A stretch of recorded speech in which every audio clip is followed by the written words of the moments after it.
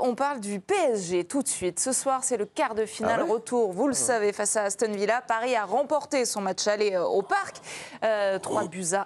Et il faut dire que les Parisiens sont injouables depuis le début de l'année, depuis début 2025. Exactement, on va se poser même la question, c'est pas finalement la meilleure équipe d'Europe. Si on regarde un petit peu les chiffres, 24 matchs, 22 victoires, 1 nul, 1 défaite. C'était donc face à Liverpool, 78 buts marqués pour seulement 21 petits buts encaissés.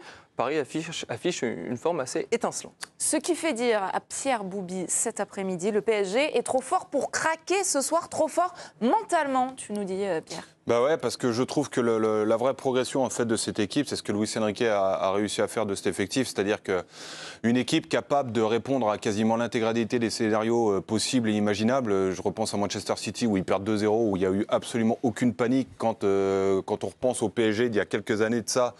Où même quand ils étaient en position de force, ils étaient déjà en danger eux-mêmes.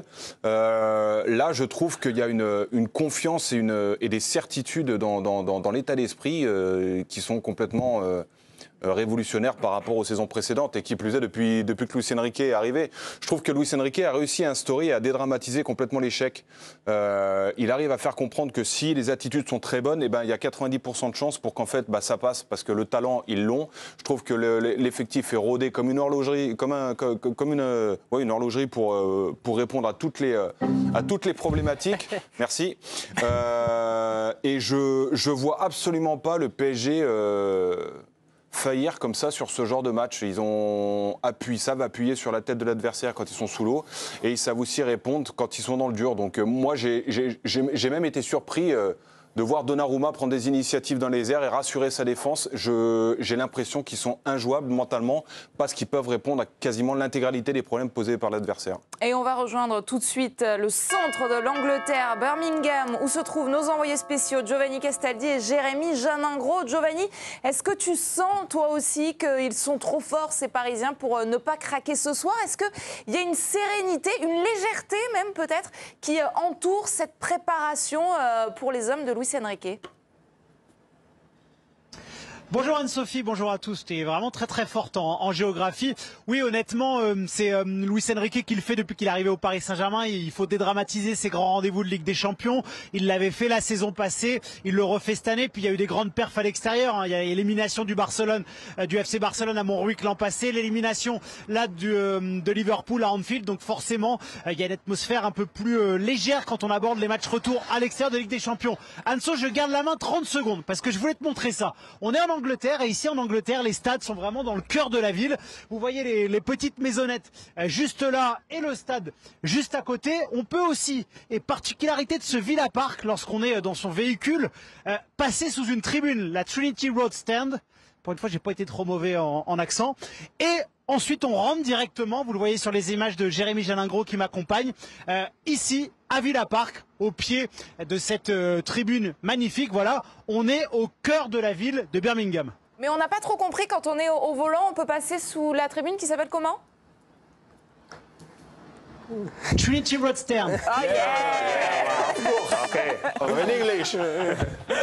Merci beaucoup Giovanni, merci à Jérémy qui t'accompagne. Bien sûr, vous intervenez quand vous voulez, dès qu'il y a les dernières informations. On te garde de toute façon Giovanni pour tous les débats autour de ce PSG Aston Villa. Ça va nous tenir en haleine jusqu'au coup d'envoi de ce match. D'ailleurs, ce soir, c'est la grande soirée sur la chaîne L'Équipe, le match commenté façon la chaîne L'Équipe avec Yohan Ryu qu'on a croisé et qui est très en forme. Ce sera à partir de 21h. Oui. Trop fort mentalement donc pour craquer selon Pierre. Est-ce que vous partagez son avis? Pourtant, ce matin, il y a une petite musique quand même qu'on entend. Ah tiens, qu'est-ce qu'ils vont encore trouver les Parisiens pour peut-être se saboter? Il y a les fantômes du passé qui n'existent plus du tout. La fameuse remontada qui faisait si peur. C'est du passé, ça c'est terminé? Ouais, c'est du passé parce qu'il y a eu un renouvellement quasi complet de l'effectif, parce que l'entraîneur n'est pas le même, parce que l'état d'esprit de ces Parisiens n'est pas le même non plus. Pierre l'a dit, là où avant ils étaient dans des situations favorables, finalement on avait le sentiment que le match pouvait leur échapper. On en parlait beaucoup dans les médias par rapport à ces hypothétiques retournements de situation. Là finalement, pas grand monde en parle. Pourquoi? Parce que dans cette équipe-là, tout va bien, les joueurs sont en confiance, et il y a quelque chose qui peut paraître très bête à dire, mais quand les joueurs eux-mêmes savent qu'ils sont en possibilité de marquer à tout moment et plusieurs fois dans un match, ça t'enlève quand même une charge émotionnelle très importante. C'est-à-dire que si tu vas à l'extérieur en te disant il faut arriver à tout prix à tenir un résultat parce que si on prend un but ou deux, le scénario va être contre nous et ça va être très difficile, bah là, dans ce cas-là, tu peux avoir peur. Mais cette équipe-là du Paris Saint-Germain, elle sait que même si elle prend un but, même si elle prend 2 buts dans le premier quart d'heure, ce qui peut arriver, hein, des buts sur coup de pied arrêtés, cette équipe-là est suffisamment forte et les joueurs en ont conscience pour arriver à en mettre derrière 2, 3, 4. Et c'est ce qu'on a vu là notamment. Il y a eu un volume d'occasions incroyable face à Liverpool au match aller. Alisson Becker, le gardien de but, a fait le match de sa vie, il se retrouve à perdre et à devoir faire un exploit à Anfield de retour. Là, ils étaient au pied du mur. Qu'est-ce qu'ils font? Ils vont là-bas, ils jouent un meilleur football, ils arrivent à gagner le match. Donc là, en ayant des circonstances favorables et un résultat en leur faveur, je ne vois pas pourquoi cette équipe-là douterait et pourquoi il y aurait des fantômes. Non, les fantômes ne sont pas du tout là. Cette équipe du Paris Saint-Germain est au-dessus. Les attaquants sont dans une forme éblouissante. Au milieu de terrain, c'est pareil. Donnarumma a donné des signes également comme quoi il est en confiance. Les ingrédients sont parfaits pour que le PSG fasse un résultat encore une fois. Oui, mais justement, Fred, on arrive donc à Birmingham avec ce matelas confortable. On imagine qu'Aston Villa va peut-être mieux jouer, proposer quelque chose de différent par rapport au match aller. Il n'y a pas une crainte à justement se laisser endormir sur ce match retour? Non, je n'utiliserai pas le mot endormir ni le mot craquer sur cette fin de mots, sur dire qu'ils sont trop forts pour craquer. Je pense plus qu'ils ont, comment je pourrais dire ça, une forme de résilience qui leur permet d'être beaucoup plus difficile à faire plier aujourd'hui. Craquer, c'est vraiment un mot excessif. Maintenant, je pense que à ce stade de la compétition, on peut craquer à tout moment. On ne sait pas ce qui va se passer en fait tout à l'heure. Il y a 90 minutes, voire 120 minutes, parce qu'un match de football reste un match de football. On peut toujours craquer. On peut craquer au moment de faire un geste dans la surface de réparation, on peut craquer dans le match, on peut prendre un carton rouge. Il y a plein de facteurs qui peuvent faire qu'à un stade de la compétition comme celui-ci, on peut craquer. Donc moi, je reste quand même sur mes gardes. Je sais qu'aujourd'hui, le PSG est quand même meilleur. Ils ont montré qu'ils savaient, lorsqu'ils prenaient un but, ils savaient rester patients, ils connaissent leurs forces. Mais je reste quand même sur mes gardes peut-être parce que je suis comme ça aussi. Mais voilà, j'aime être prudent. Je comprends ce que tu veux dire, mais faut prendre en considération aussi que le PSG est l'une des équipes qui prend le moins de cartons possible. Et je trouve que là, ils ont progressé. C'est justement dans la gestion des matchs et des émotions qu'ils ont. C'est-à-dire que, je dis une bêtise, mais un contre qui va être mené, ils essayent toujours de faire en sorte de faire le moins de dégâts possible parce qu'ils ont confiance en eux. Je trouve qu'il y a tu te rappelles de ce dégagement en panique contre le Real de la part de Marquinhos parce que ça y est, on ne sait plus, on regarde partout, aujourd'hui, on prend la foudre. Moi, j'ai plus cette impression. Même Pacho qui est nouveau, qui ne connaît pas forcément cette compétition, qui arrive, il met des boîtes quand il faut mettre des boîtes, il sait gérer les moments quand il faut les gérer. T'as Nuno Mendes qui, des fois, les fils qui disjonctent et qui ne se concentre plus. Contre Liverpool, on l'a vu, dès que Salah n'était plus sur le terrain, il s'est dit c'est bon, j'ai fait le boulot. Et en fait, c'est lui qui est fautif sur le but. Donc moi, je pense que Luis Enrique a réussi à diffuser à l'intérieur de cet effectif que le plus gros danger, c'est eux. En fait, à partir de ce moment-là, les Villains, ce soir, pour passer, il faut faire un match exceptionnel et il faut que Paris soit à l'envers. Pour moi, hein, pour que Paris encaisse 2 buts et qu'il y ait une vraie question qui se pose et qui craque. Je ne vois pas comment Aston Villa, avec le style de jeu du PSG, peut se dire on va faire comme ça tactiquement. C'est une fourmilière. Et dès qu'ils perdent le ballon, le Paris, tu as l'impression que tu as des guêpes qui arrivent de partout. Non, mais c'est ultra compliqué de jouer contre eux. Et je pense que leur certitude dans ce genre de choses, je ne suis pas convaincu qu'en fait jouer à l'extérieur ce soit un atout pour Villa, tu vois. Ouais, mais tu sais qu'en première ligue, Aston Villa joue contre des équipes qui mettent autant d'intensité tous les week-ends comme le PSG. Ils mettent pas autant d'intensité, mais pas avec la même qualité. On va aller voir Giovanni Castaldi parce que Giovanni, tu es en Angleterre depuis 24 heures maintenant. Tu es arrivé hier, tu as participé à la conférence de presse des Villains. Tu es au cœur de la ville avec les supporters également. Comment tu les sens, les adversaires des Parisiens ce soir? Anso, c'est assez paradoxal parce que autant quand j'étais à Liverpool, les médias anglais, les suiveurs de Liverpool avaient été impressionnés, bluffés par cette équipe du Paris Saint-Germain. Ils nous avaient confié qu'aucune équipe en Première Ligue était capable de mettre autant d'intensité que le Paris Saint-Germain, alors qu'ici, les supporters et les suiveurs d'Aston Villa, étonnamment, sont assez confiants. Ils redoutent pas, ils respectent cette attaque parisienne, mais ils sont pas dans la méfiance absolue. Ils pensent que Aston Villa a une vraie chance de se qualifier à Villa Park. Ils estiment vraiment que cette équipe d'Aston Villa à domicile a un visage bien différent, qu'elle est capable de faire un match complètement dingue et de retourner cette équipe parisienne. Ils sont sereins, posés et confiants.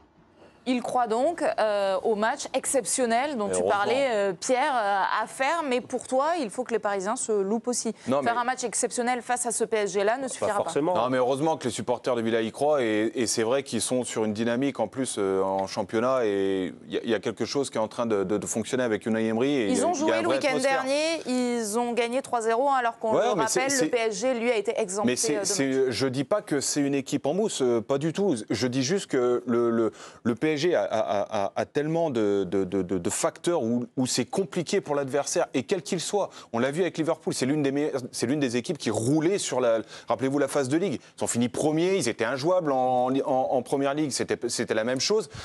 Et contre le PSG, malgré tout, tu peux dire tout ce que tu veux, mais ils ont géré leur sujet, le PSG. Et c'était Liverpool. Donc Aston Villa, bien qu'il soit dans une super dynamique, et c'est une équipe très intéressante avec un beau jeu et des certitudes aussi, je pense que le PSG peut arriver avec ses armes et contrecarrer en fait toutes les ambitions d'Aston Villa. Et je ne dis pas que ça va être un match simple. Il va falloir que le PSG mette 100% de l'investissement et tout ce qu'il faut avec.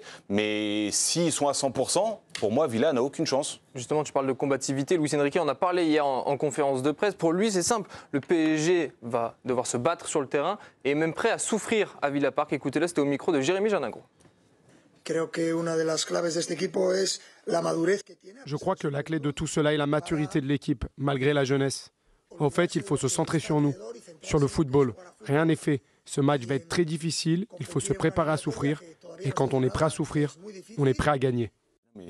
C'est évident qu'il allait dire ça, Pierre, quand même. Il ne va pas dire l'inverse.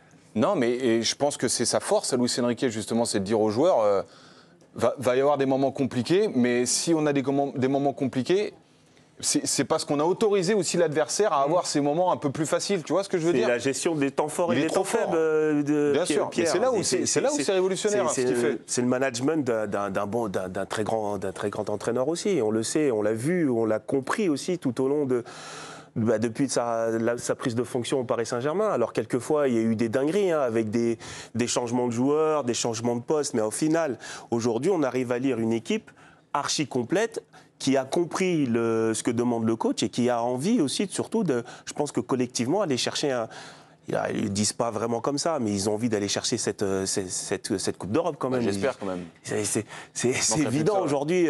Voilà, il reste Aston Villa sur le passage là, soit le Real ou Arsenal ensuite, et puis aller chercher la finale. Qu'est-ce qu'il dit On le voit gesticuler, Castaldi. Qu'est-ce qu'il a encore Giovanni, il va peut-être nous parler justement de ces choix de Luis Enrique et de la compo. Il y a peu d'incertitudes sur ce 11 de départ. Tout va bien, Fred. En fait, il y a des gens qui passent, donc je leur fais signe, je fais la circulation en même temps. Oui, il y a peu d'incertitudes. Comme tu as une veste de pilote, on ne sait pas trop ce que tu faisais. Non, t'inquiète, tout va bien. Il y a peu d'incertitudes, effectivement, Anso, dans les cages de Donnarumma, à droite Hakimi, à gauche Nuno Mendes, Chana central Pacho, Marquinhos, le capitaine de retour de suspension, le milieu à 3, João Neves, Vitinha et Fabian Ruiz, côté gauche Kvaratskhelia et en faux numéro 9 Dembélé. Voilà, incertitude, c'est Désiré Doué ou Bradley Barcola. Dès qu'on aura l'info, on va vous la communiquer, bien évidemment.